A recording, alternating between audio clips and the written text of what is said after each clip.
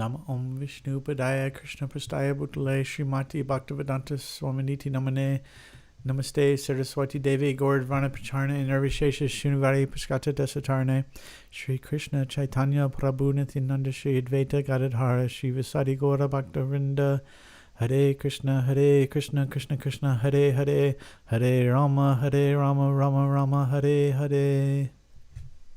Chapter 11, Vishva Rup Darshan Yoga, the universal form, Ataha Ekadasho Adyaya. Arjuna said, by my hearing the instructions you have kindly given me about these most confidential spiritual subjects, my illusion has now been dispelled.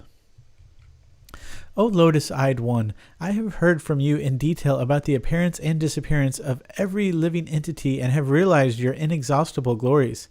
O greatest of all personalities, O supreme form, though I see you here before me in your actual position as you have described yourself, I wish to see how you have entered into this cosmic manifestation. I want to see that form of yours. If you think that I am able to behold your cosmic form, O my Lord, O Master of all mystic power, then kindly show me that unlimited universal self. The Supreme Personality of Godhead said, My dear Arjuna, O son of Prita, see now my opulences, hundreds of thousands of varied, divine, and multicolored forms. O best of the Bharatas, see here the different manifestations of Adityas, Vasus, Rudras, Ashvini Kumaras, and all the other demigods. Behold the many wonderful things which no one has ever seen or heard of before. O Arjuna, whatever you wish to see, behold at once in this body of mine. This universal form can show you whatever you now desire to see and whatever you may want to see in the future. Everything, moving and non-moving, is here completely in one place. But you cannot see me with your present eyes. Therefore I give you divine eyes. Behold my mystic opulence. Sanjaya said, O king, having spoken thus, the Supreme Lord of all mystic power, the personality of Godhead, displayed his universal form to Arjuna. Arjuna saw in that universal form unlimited mouths, unlimited eyes, unlimited wonderful visions. The form was decorated with many celestial ornaments and bore many divine unpraised weapons. He wore celestial garlands and garments, and many divine scents were smeared over his body. All was wondrous, brilliant, unlimited, all expanding. If hundreds of thousands of suns were to rise at once into the sky, their radiance might resemble the effulgence of the Supreme Person in that universal form. At that time, Arjuna could see in the universal form of the Lord the unlimited expansions of the universe situated in one place, although divided into many, many thousands. Then, bewildered and astonished, his hair standing on end, Arjuna bowed his head to offer obeisances and with folded hands began to pray to the Supreme Lord. Arjuna said, My dear Lord Krishna, I see assembled in your body all the demigods and various other living entities. I see Brahma sitting on the lotus flower, as well as Lord Shiva and all the sages and divine serpents. O Lord of the universe, O universal form, I see in your body many, many arms, bellies, mouths, and eyes expanded everywhere without limit. I see in you no end, no middle, and no beginning. Your form is difficult to see because of its glaring effulgence, spreading on all sides like blazing fire or the immeasurable radiance of the sun. Yet I see this glowing form everywhere, adorned with various crowns, clubs, and discs. You are the supreme primal objective. You are the ultimate resting place of all this universe. You are the inexhaustible and you are the oldest. You are the maintainer of the eternal religion, the personality of Godhead. This is my opinion. You are without origin, middle, or end. Your glory is unlimited. You have numberless arms, and the sun and moon are your eyes. I see you with blazing fire coming forth from your mouth, burning this entire universe by your own radiance. Although you are one, you spread throughout the sky and the planets and all space between. O Great One, seeing this wondrous and terrible form, all the planetary systems are perturbed. All the hosts of demigods are surrendering before you and entering into you. Some of them, very much afraid, are offering prayers with folded hands. Hosts of great sages and perfected beings, crying, All peace, are praying to you by singing the Vedic hymns.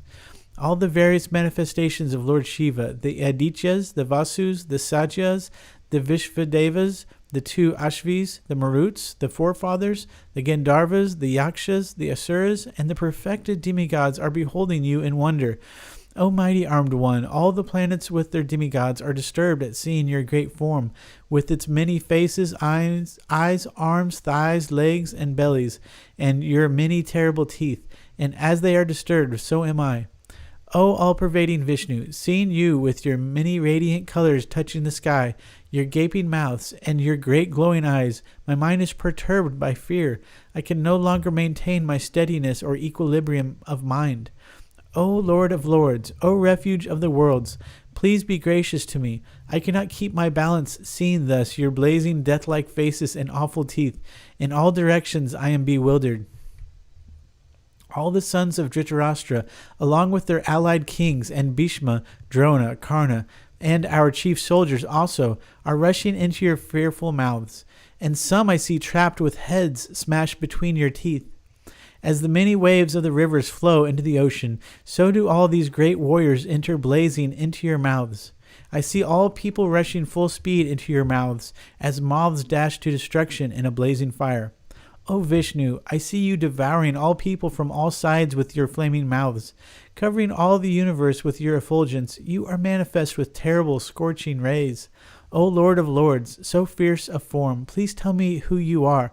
I offer my obeisances unto you. Please be gracious to me. You are the primal Lord. I want to know about you, for I do not know what your mission is. The Supreme Personality of Godhead said, Time I am, the great destroyer of the worlds, and I have come here to destroy all people. With the exception of you, the Pandavas, all the soldiers here on both sides will be slain. Therefore get up, prepare to fight and win glory, conquer your enemies and enjoy a flourishing kingdom. They are already put to death by my arrangement, and you, O Savyasachi, can be but an instrument in the fight.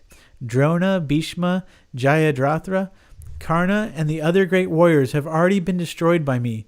Therefore, kill them and do not be disturbed. Simply fight, and you will vanquish your enemies in battle.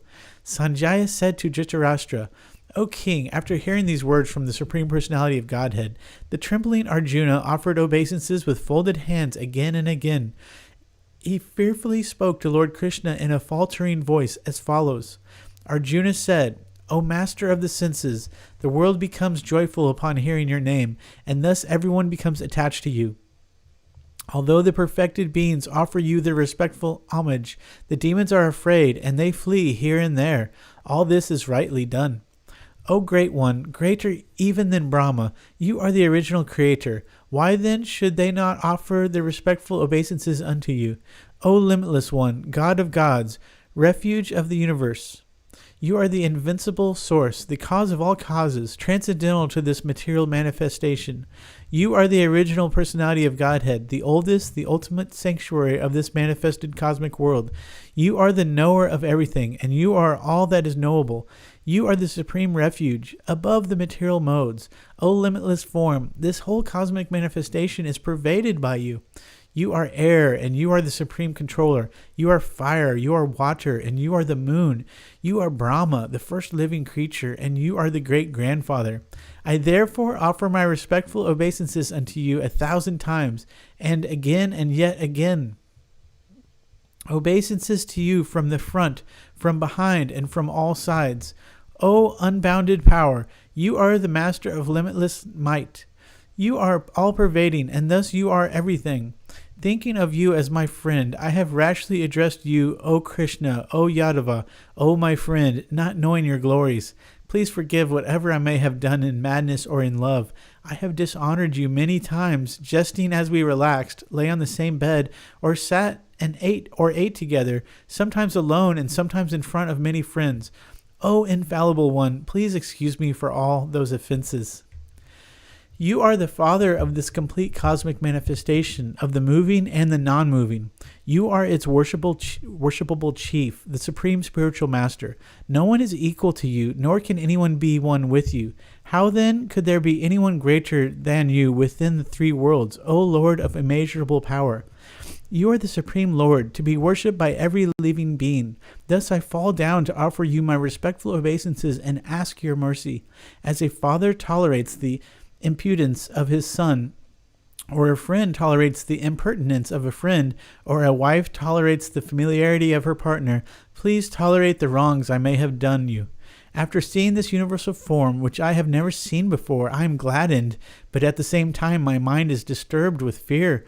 Therefore, please bestow your grace upon me and reveal again your form as the personality of Godhead, O Lord of Lords, O abode of the universe. O universal form, O thousand-armed Lord, I wish to see you in your four-armed form, with helmeted head and with club, wheel, conch, and lotus flower in your hands. I long to see you in that form. The Supreme Personality of Godhead said, My dear Arjuna, happily have I shown you, by my internal potency, this supreme universal form within the material world. No one before you has ever seen this primal form, unlimited and full of glaring effulgence. O best of the Kuru warriors, no one before you has ever seen this universal form of mine, for neither by studying the Vedas, nor by performing sacrifices, nor by charity, nor by pious activities, nor by severe penances can I be seen in this form in the material world. You have been perturbed and bewildered by seeing this horrible feature of mine. Now let it be finished. My devotee, be free again from all disturbances. With a peaceful mind you can now see the form you desire. Sanjaya said to Dhritarashtra, the Supreme Personality of Godhead, Krishna, having spoken thus to Arjuna, displayed his real four-armed form and at last showed his two-armed form, thus encouraging the fearful Arjuna. When Arjuna thus saw Krishna in his original form, he said, O Janardana, seeing this human-like form, so very beautiful, I am now composed in mind, and I am restored to my original nature.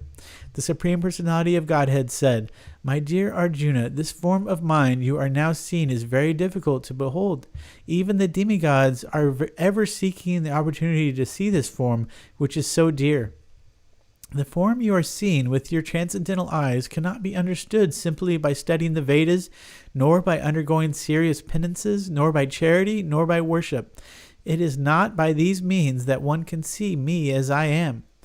My dear Arjuna, only by undivided devotional service can I be understood as I am, standing before you, and can thus be seen directly. Only in this way can you enter into the mysteries of my understanding.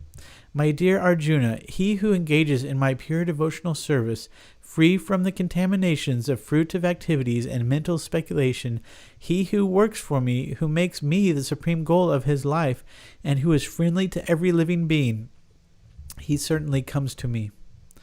Om Tat Sati, Om Tat Sat Iti Srimad Bhagavad Gitasu Upanishadsu Brahma Vidyayam Yoga Shastre Shri Krishna Arjuna Samvade Vishvarup Darshan Yoga Nama Ekodasho Adhyayaha. Thus ends the Bhaktivedanta translations to the 11th chapter of the Srimad Bhagavad Gita in the matter of the universal form.